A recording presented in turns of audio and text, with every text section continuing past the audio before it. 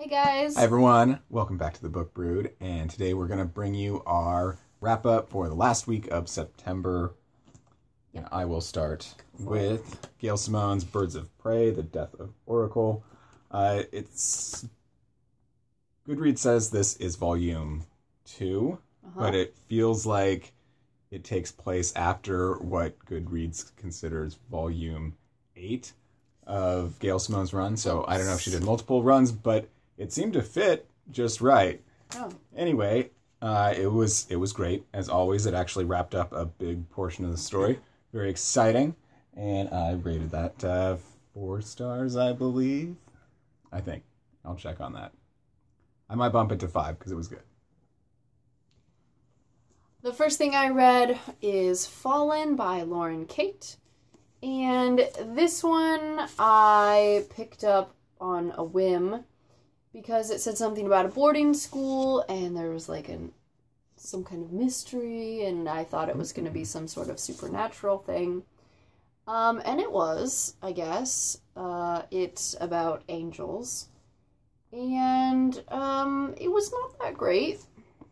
And it's a very long series, which I will not be continuing on with. It was very underwhelming, I feel like, and I felt like the only reason I continued to read it was because I needed to know what the thing was, what the kind of creature was going to be, and I totally spoiled it for you, so sorry. But I gave this 2 stars. All right, and I apparently had more Blackest Night by Geoff Johns to read, and this is kind of a main story, or meat of the story, the overall Blackest Night. And I'm actually glad that I read all the tie-ins first before reading this one. And I thought I had already read the main overarching story, but this was just more of it, I guess. There seems to be more and more and more and more. Yeah, and I'll go ahead and just move on. And I'm working on Brightest Day. This is volume 1 of 2, and I'm going to finish it tonight. So I'll go ahead and talk about that. This is going well so far. Very interesting. Very fun and exciting direct follow-up to Blackest Night. Nice. Yeah, the back's pretty crazy. I don't know how all that white's going to come through. Mm-hmm. Yeah. The next thing I read is Our Endless Numbered Days by Claire Fuller. And I had heard really good things about this book. This is a story about a girl whose father takes her into the woods and tells her that the world has ended, and they live there for several years. And then she figures out that no, it did not end. I feel like there was too much hype around this. I expected to really, really like this book. And I could see the twist coming a mile away. And I thought it was way too long for what it was.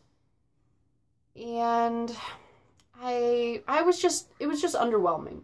This was, it won a prize in 2015. I don't know why. Yeah. It was underwhelming. I mean, as I'm thinking back on it, I'm not as mad. When I first finished it, I was mad. Like, someone had lied to me. Like, that's what I was looking forward to, and that's it. But I mean, as I'm looking back on it, I can see that it had some merit, and you know, that I'm glad I read it. But that being said, I only gave it 2 stars. It was okay, but it wasn't fantastic. No, I understand. Because talk about not fantastic. I finally finished Flatland by Edwin A. Abbott. I don't know why this is on the top 100 sci-fi books of all time. It is awful. It took you a long time to read that. Yeah, because it's just bad. I mean, if this is what was considered great satire 180 years ago, like, count me out. I was, I was born in the right time. So, but I mean, even at the time, the idea is flawed right from the get-go, because this is about what he describes as a two-dimensional land, but he doesn't... He explains the world that they can all see each other like this. That's not 2 dimensions, and he never explains that. And I know that's kind of silly, but he goes into gross detail describing Flatland and what it is and different other lands, but he doesn't nail the simplest detail that needs to be tackled right away. And so I criticize him heavily for that. Yeah. 1 star. This was so bad.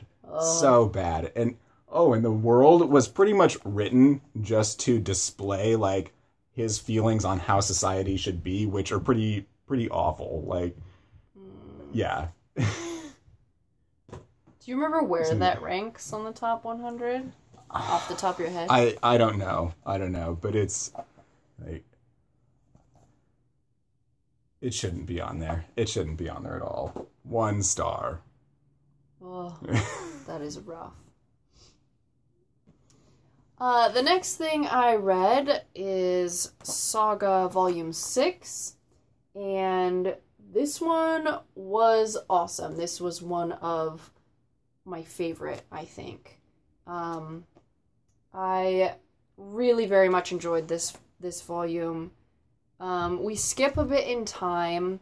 The last volume, there was some conflict in a relationship, and this one opens up where it's just skipped over the whole, making up part of it, which I think definitely in a graphic novel or a comic book, some of that can just drag on way too long and, like, take up too much time.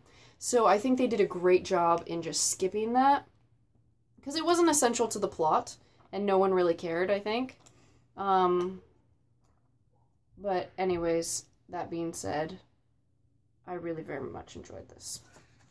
And there's Hazel, by the way. She's not all grown up, but she's getting big. I gave this 4 stars, I think. Although maybe it's like a little bit higher than that. We'll confirm all our star ratings. Yeah. Here. That one was really good, though. All right, my last one of the month was The Hitchhiker's Guide to the Galaxy. This is the complete collection, so where the ribbon is there is actually all of what just Hitchhikers is. But I'm glad I finally read this one. It is very, very funny. I'm done with satire, though, for a long time. I read 3 science fiction satires this month, and I'm over it. No more shtick, please. I gotta read something heavy. Yeah. 5 stars, obviously. That one's a classic for a reason. It'll be one of the funniest books you ever read. I guarantee it. It's a good audiobook, too. Absolutely. The last thing I read is In the Miso Soup by Ryo Murakami. And this is the first book I have read by Ryo Murakami. I think that's how you pronounce it. And this is a translated novel from Japanese, and I think the translator did a fantastic job because it did not feel translated at all, and I don't feel like there was anything lost in translation. It conveyed a lot of culture without a language gap. Okay. You know? So it really felt authentic. Authentically, I don't know what I'm trying to say. So the main character is a tour guide, and he mostly gives tours to foreigners. So he does speak some English. He speaks it well enough. So it feels like, since it's narrated from him, like, it feels like he knows the culture and he knows the place, but he also knows English and is able to convey the story to you. Anyways, this was really good. I enjoyed it. For the first, maybe half of it, I didn't really see where the story was going, but it was entertaining nonetheless. But then the second half I read in one sitting. I just inhaled this. This was written interestingly in that this only had 3 chapters, and each of the chapters, there was very few page breaks, and it was like one continuous long, like no pause just, it was a book No written... time jumps.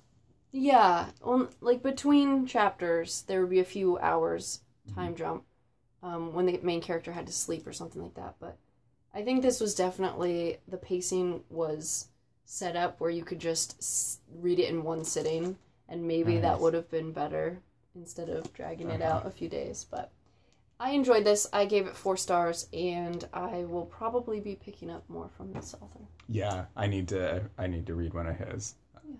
See what he's all about. It's high praise. All right, that does it for our last week of September wrap-up. Stay tuned for our October TBR video. All right, we'll see you later next Bye, guys. next time. Bye.